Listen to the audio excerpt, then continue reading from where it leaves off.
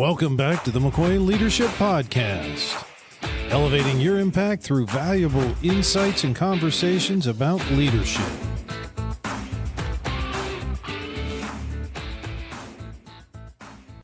Welcome back to the McCoy Leadership Podcast, and today we have Dr. Matt Kutz with us, and Dr. Matt is going to tell us a little bit today about how we become epic. And for all of our listeners, I need this probably more than anybody. I could definitely use some pointers on how to become epic. Matt, thank you so much for joining us today, taking time out of your day to spend with our listeners. Welcome, and tell us a little bit about your journey and how did you get to where you are today? Yeah, well, thanks so much, Amos. I really appreciate the opportunity to be with you and your listeners. So the short version, I always tell people that my story is a 3-beer story, but we'll give you the short version today. And so my background is sports medicine. I am an athletic trainer by training. My work has early in my career has been pretty much all in the sports medicine space. I work with USA Track and Field, football teams, baseball, do it all, rehab, sports injury. So I've always been around high performers, as it were. I've been fortunate to work with some, great athletes and some great organizations. And that really is the driver behind my leadership philosophy and performance philosophy. And so I have that background. After several years of doing that, we had a situation in my home here. My father had suddenly passed away. He was a pastor of a church. I grew up a pastor's kid my whole life. And when he passed away, the church asked me to come on staff as pastor. So I did. I retired from athletic training at the early age of, I think, 28 or 29 and went into full-time ministry and liked it, but it didn't like me back, so to speak. And so I found myself frustrated pretty quickly with that role. And again, like I said, I did say it's a 3-beer story. So we'll cut some out there. And I found myself a few years later with an opportunity to teach at a university. So I took that opportunity as well and found my people, found my tribe, found my space there, and then really never looked back. I still continue to serve in the church that my dad co-founded. My brother is now serving as one of the lead pastor there. I'm on the board and I help, and I'm actually their teaching pastor still today. And so I do that, but that's kind of my side hustle, so to speak. And my day job is as a professor, and I teach in a doctoral program at Florida International University in Miami, and I teach specifically in the areas of leadership development, critical thinking, clinical decision making, in that space. My PhD is in global leadership. I was written, I think, 8 books now. Fulbright scholar, all the fancy stuff that really means nothing, to be honest with you. I've said even in my bio, when I speak somewhere or things like that, I've said this my whole life. I said, yes, I have a PhD, but everything of value that I've learned about leadership, I've learned through serving in the church and serving in organizations. The PhD just makes me feel good about myself, but it really hasn't added the value that the actual School of Hard Knocks has. And I've been doing at this now for 30 years, 2 adult sons, 3 grandchildren, and just loving life, my wife and I, and having a good time. So that's the backstory and the very short version. Awesome. Now, completely unrelated, but since you are a pastor, I will tell you this little story that happened 2 nights ago. Here in our town, they have this huge, the Lions Club does a huge Halloween parade every year. And so all the bands and, my daughter, she was marching in it with the soccer team. And so we came up to watch, and a church had a float in, and they came down through, and on the, it was a truck pulling a trailer, and on the trailer was a boat, and on the back of the boat was somebody with a fishing rod, and it had there was candy on the end of the fishing rod, and they were throwing it out. And I'm watching, everybody's looking in confusion, like, what is that? And even my wife kind of said, like, well, what? I don't understand. And I started laughing, and I said, they're fishing for people. I thought it was great. You had to kind of think Fishers through. of men, right? Yes, yes. Anyhow, I thought that was fun from yeah, the I other got night. it instantly. I knew exactly what that meant. But part of the leadership thing that I think is so interesting is for me, you asked about my background, and one of the things that I learned early on is something that I took away from something my dad taught me based out of Romans 12 verse 8, which says, it says, if God has given you the leadership ability, take the responsibility seriously. And that's really what I've tried to do my entire career, and taking it seriously for me. And I know this is different for everybody, but I believe we are to take our leadership capacity seriously and work at different translations. One says diligently.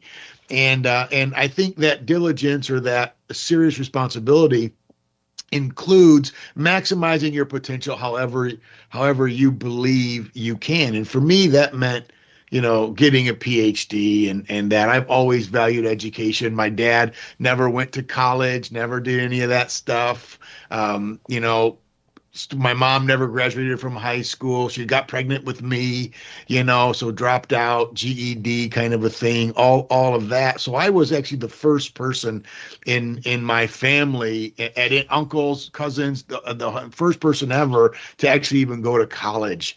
And so for me, that meant that. But that doesn't mean that for everybody, because leadership is developed in so many different ways. And I really would encourage your listeners to think about the reality that they don't have to, pursue the formal education. They don't have to pursue all of these things if they will learn to stop and pay attention to life, which is what I think is the best teacher. I call it contextual intelligence, and I think it's a very important concept in leadership development. Now, to go back, and maybe you can help me with something. I often start different trainings, and even I mentioned it in a few of my keynotes. I believe there's no point that we get to that we're just there. Never. So my question always is, in the beginning of your career, you were sports medicine. So maybe you can help me identify if this is right or wrong for our listeners. I often ask people, does anybody have a favorite sports player? And most people, there's a few people like me that don't care about sports. Most people will raise their hand and say, yeah. And then my next question always is, so you would probably believe that person's one of the best players in their field. Do you have hopes to be as good as your favorite player is in baseball, basketball, football, hockey, whatever it is? Do you want to be as good at what you do as them? And most people raise their hand. And then my next question is, how many of those professional sports players or college players or high school players that we look up to, how many of them don't practice? And how many of them don't have a coach? And most of the time, everybody comes to the same idea that there's none. So my question is, you have some background in sports. Are there any top-notch players that don't practice anymore or don't have a coach? No, that's could almost be rhetorical, because the answer is obviously no. There are absolutely, and I'll take it the other way. Are you willing to work as hard as they're working? Because to attain the status of just my attention as being a good athlete, whether or not they've won awards or won championships or whatever, just the fact that they're my favorite player means they stand out in some way. And I promise you, having worked for 30 years with athletes, and a lot of them at a very elite level, not only do they not have a coach, not only do they have a coach, and not only do they, practice, like you said, I believe they practice even more than you think, they do, and they have more coaches than you think they do. Because we think of, oh, well, the head coach of whatever team is their coach. No, not true. A position player in football or baseball or whatever, not only do they have a head coach, they have a pitching coach, they have a strength coach, they have a mental coach, all of these things. And all of these people have multiple coaches and practice way more than you think they do. And I would completely agree with you. If you think you're going to achieve anything in life without practice, and more practice than you think is needed, and a coach and more coaches than you think are needed, then you're not going to attain the level of success that you aspire to.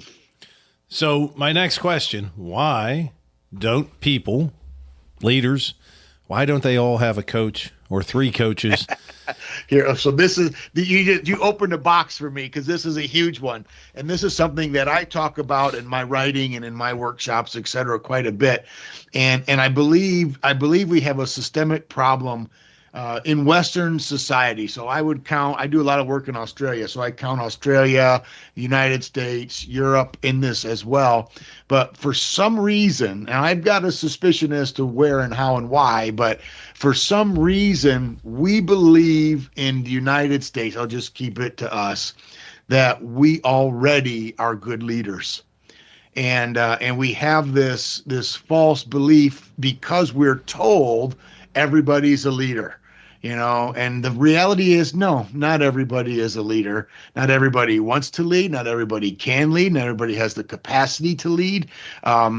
We all can practice leadership behaviors. I believe that, but we were told and bought the bill of goods that, well, everybody's a leader, and therefore I am a leader. And because I am a leader, as part of my ontological identity, we believe I don't need assistance to something I've already achieved.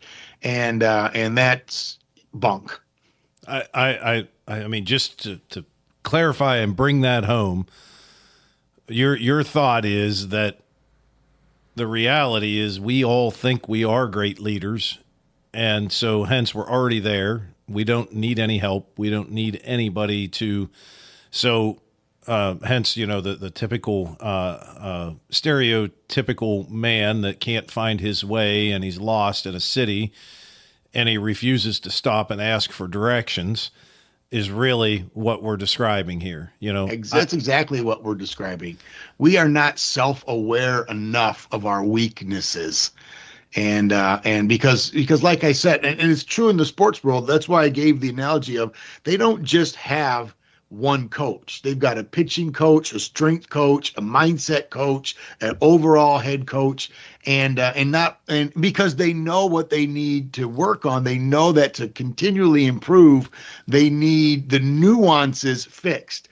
The problem that we have, and from a leadership perspective, is we don't even know what our own weaknesses are. We don't even know what our own biases are. In fact, when we're asked in interviews, for example, well, what are your strengths and what are your weaknesses? We kind of scoff at a question like that, because how dare you ask me what my weaknesses are? And then we blow it off as some kind of corny question. Well, my weaknesses are I work too hard. My weaknesses are, we say those silly responses, and there's no vulnerability there because we don't even know. And that's why coaching is so important. And that's why I think another reason why I think we don't have coaches, because we don't want to be found out as having weaknesses in the first place. So next question, what about assessments?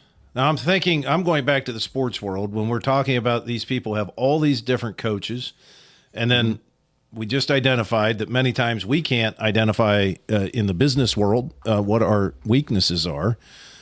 Is it important, and I'm not going to get into one assessment's better than another or any of those things, but you could go online and Google today behavior style assessments, and you can probably come up with 50. Oh, at least, yeah. So is it important to do any of those things? And I picked behavior styles because that's what I do, but is it important to take assessments and to look at them and to understand and try to start to understand as a leader, where am I weak? Where can I grow? Or where am I strong? And where should I be spending my time? What do you think about that? Yeah. So this is a loaded question because I have to be careful with it because first I'll say it is vitally important that we become aware of our weaknesses, however that needs to happen. But I'll say this as well. With assessments comes dishonesty. And the only way assessments work the way they're supposed to work is if you are honest and vulnerable in them. Most people aren't. We have sample biases. We've got self-preservation bias. There's all kinds of things and factors that enter into why assessments work and or don't work, and within the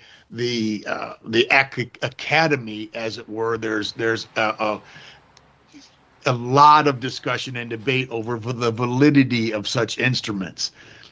That aside, I do think assessments are important, and I think the value of them is only as good as the honesty and vulnerability that you're willing to take into it.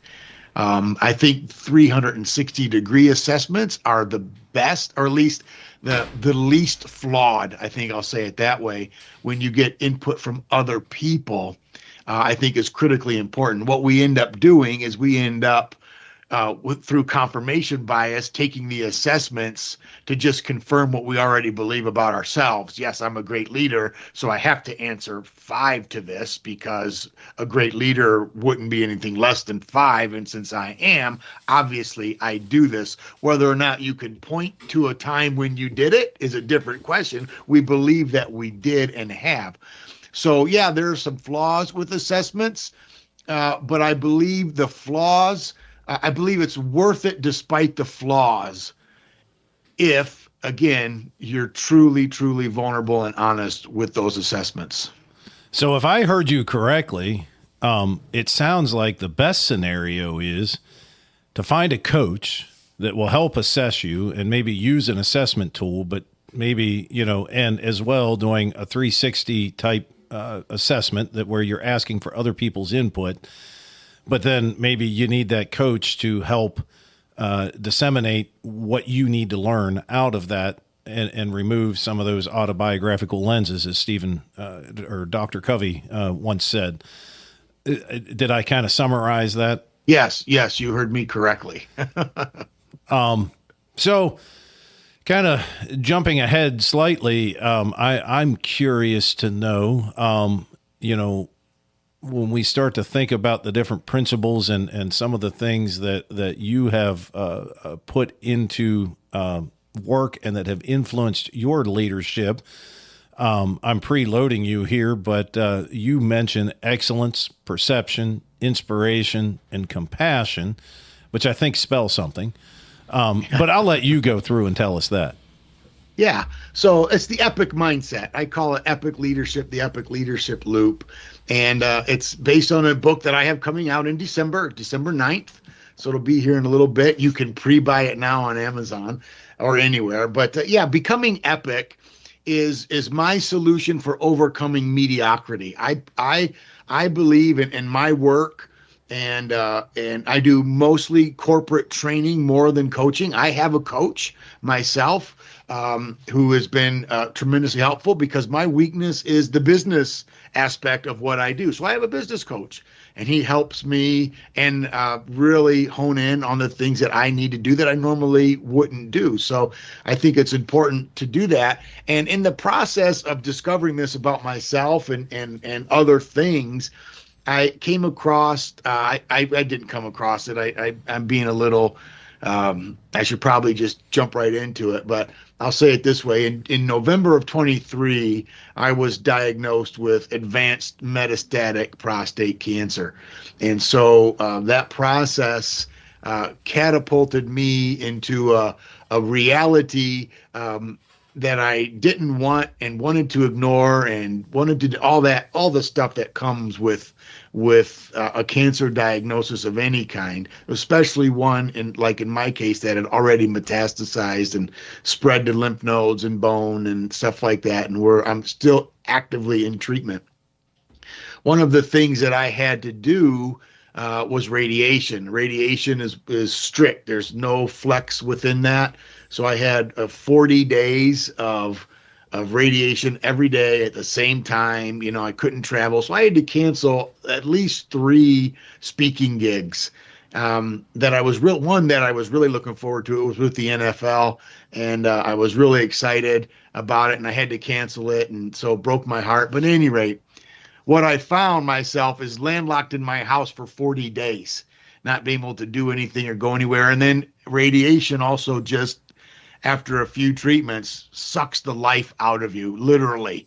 And so I wouldn't have the energy to go and do anything anyways. But what I did do is I made of commitment to myself that for these 40 days, I would not be idle. So what I decided to do is I was going to write 1,000 words every day for 40 days. Now, I intended that to be kind of a catharsis of what I was feeling, kind of a journal, how I was processing, the diagnosis and the information and all that kind of stuff. What ended up happening became this book that's coming out in December, Becoming Epic. And it was like the 3rd day I was searching for, I also love to run 5Ks, 10Ks, half marathons, things like that. And so I was as I was journaling the first, second, or 3rd day, I remembered that I just had finished a race a few weeks before my diagnosis. And I wanted to find that picture of me finishing the race because in that race, I remember doing real well in my time. So I wanted to find that picture. I found the picture, and there I am giving a thumbs up at the finish line, feeling great, just accomplished a good PR for myself. And looking at that picture, realizing that I had cancer in that picture and didn't know it.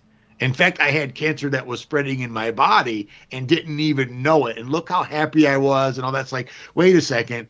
I had cancer then and was happy. And just because I have knowledge of it now doesn't mean I can't be that way. And then I noticed the t-shirt I was wearing was one of my own t-shirt designs. I do a little graphic art on the side to scratch some creative itches of mine. And I created a t-shirt brand series called the Epic Life t-shirts. And I was wearing one of my Epic Life t-shirts. And I saw that picture and I immediately knew what I needed to do. So I changed my writing from a journal to understanding what it looks like and beginning to describe what it looks like to live an epic life. And an epic life for me consists of 4 maxims: excellence, perception, inspiration, and compassion. EPIC, hence epic. And so I use those 4 maxims to combat the problem of mediocrity, which is just settling for the status quo, settling for not being the worst, but not being the best. And for me, that's a big problem. Going back to our sports analogy, I don't know too many athletes who get into sport at all, especially who attain to high levels, who just want to be average athletes. They all want to be the best at what they do, and they take that mindset with them. And yet I find in business, in families, in relationships, we tend to comfort ourselves with the fact that we're not the worst instead of striving for the best. That really bothers me. I don't want to set my standard or my bar that low. It's like, well, as long as I'm not as bad as so-and-so, then I'm doing okay. That's a real problem for me. We should always be striving to do the best that we can. Going back to what I said at the beginning, if God has given you the leadership capacity, then take the responsibility seriously. To me, that means always working to improve. And like we already said, to do that, we need to identify my areas of weakness. I need a coach to help me with that. I teach something called 3D thinking. The 3D thinking framework, which is from another one of my books called Contextual Intelligence. 3D thinking is the application of hindsight, insight, and foresight. The 3Ds are the 3 dimensions of time, and how we need to actively use our hindsight, our insight, and our foresight correctly. Many of us don't. That's a whole nother podcast. We can talk about it at another time.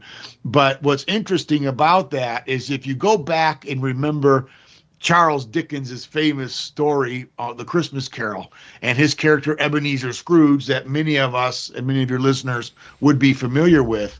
Ebenezer Scrooge was a grump. He was a grouch. He was a curmudgeon. The council, the town, the city, his citizens, his employees hated him. He couldn't get, but eventually by the end of the story, he got to the place of being the best person the town had ever known, right? Well, what happened in between there? He had 3 coaches. Yep. He had a coach of Christmas past, a coach of Christmas present, and a coach of Christmas yet to come. And those 3 Christmas ghosts actually were the coaches that went back and adjusted his hindsight correctly, adjusted his insight correctly, and adjusted his foresight correctly. And so that's what we need in order to practice 3D thinking to get to the place of becoming epic. We have to have Christmas ghosts in our lives. And at any rate, so that's the P part of the epic, the perception, learning how to be perceptive requires enhancing your 3D thinking. And in that, again, as I said, and we've said from the minute we started this podcast, you really can't do it without assistance. Yep. And as you were talking, I think about the number of times, and specifically, I remember a relative of mine, I was probably 21, 22 years old. And, I've always been the type of person that is going forward after something. And I remember them saying, can't you just be happy with what you have? Like, you need to learn to just accept what you have and be happy. And I remember thinking about that and thinking, well, that's insane. If you're going to stop and just accept what you have and be happy with it, I mean, you have no future. You have no possibilities.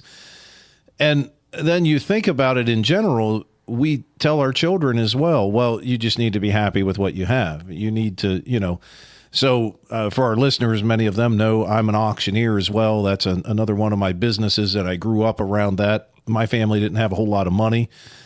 Excuse me. So as a kid, when I would dream of something, I knew we couldn't afford to go to the toy store, so to speak, to buy whatever that was. But I also knew that when my mother would take me to an auction every week, I knew that there were opportunities that I might buy something similar, close, or, what have you. So, an example, I remember, I grew up in the 80s and I remember they came out with these electronic guitars, and we thought, that was the coolest thing in the world. But it'd be a lot cooler to have a real one, right? And so we couldn't afford that, but at an auction, I was able to pick up an electric guitar for, $5 or something. And now, I'm moving ahead. My only point is we kind of instill in kids starting in school, be happy with what you have, don't worry about what everybody else has. And it's not, as we know, it's not about comparison, but in our minds, we should always be trying to strive to get better. Yeah, I think there's, and I appreciate that point. I think that's an excellent point. I think we confuse happiness with contentment, and they're different. I believe we should be content. For me, content means even if nothing else happens, I will be satisfied with what I have. And I believe we are to be content, but that doesn't by any stretch of any imagination mean that I have to settle for what I have. And I think that's critically important because, I believe that we all have been designed with a purpose, a hope, and a destiny. And I believe that purpose, hope, or destiny, or whatever you want to call it, is yet to be determined. Like we said at the beginning, no one has arrived yet. PhD doesn't mean anything. Piled high and deep, that's what we joked about is kind of what I think it, joke about it means. But, just because you achieve something never doesn't mean you're done. And we have to learn to always seek improvement, and I think that's critical. And it doesn't mean I'm not content with what I have. I'm a very blessed man. And like I said, family, wife, been married for 32 years, grandkids, the whole deal. Travel a lot, stuff like that. It's fantastic. But I still want more. Not because I'm greedy or selfish, but because I believe I have the capacity to do that. And anything less would be to not steward what capacity that I have well. And I believe to steward something well, you are always seeking to improve it, and for me, I know I mentioned earlier on, I'm a pastor's kid. For me, it's a very important concept. I believe Jesus teaches that in the parable of the talents. He gave somebody a certain amount of talent, and when he came back, he expected them to double their capacity. And I don't want to be the person that buries my talent in the ground. I want to be the person that gets a huge return on my effort and my investment. And to settle, to me, means to bury that capacity. And I think that violates our human nature and violates our design. And so I agree with you 100%. Yes, we need to learn to enjoy what we have and not be greedy and selfish, but we also need to know that whatever it is I'm currently doing, I can do it better. And I have to pursue that in order to take the responsibility seriously. I like it. So before we go into our last segment, our rapid fire segment, I just want to make sure, again, you mentioned the book and folks can pre-order it on Amazon, but what about if someone's listening and thinking, I'm believing what he's saying, I want to reach out to Matt. How would they do that? MatthewKutz.com.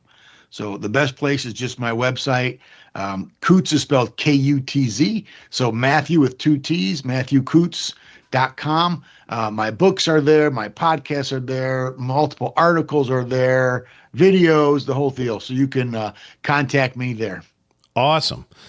So we end every episode with a couple of rapid fire questions. The first question is, throughout your career in life, what is the single best piece of advice you've ever received from somebody? Work hard. I know that's so cliche, but it really is. And it came from my dad. It's like, work hard. And if you work hard, you'll get to where you need to be. I like it. Second question, if we were magically able to get all of the school administrators from across the United States into one room, and you had an opportunity to give them one point of something that they could do that would help to turn out better, well-rounded, more prepared for life students, what would that one thing be? It would be an aspect of the 3D thinking, and I would really encourage them, and I have done this actually with a lot of school administrators. I would tell them, nurture foresight in your students, and if you could teach them to love to learn, that's more important than reading, writing, arithmetic, and all that kind of stuff. Next question. What is your go-to book that throughout your life you've continually went back to?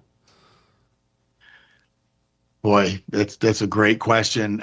Anti-Fragile by Nicholas Taleb, Nicholas Nassim Taleb.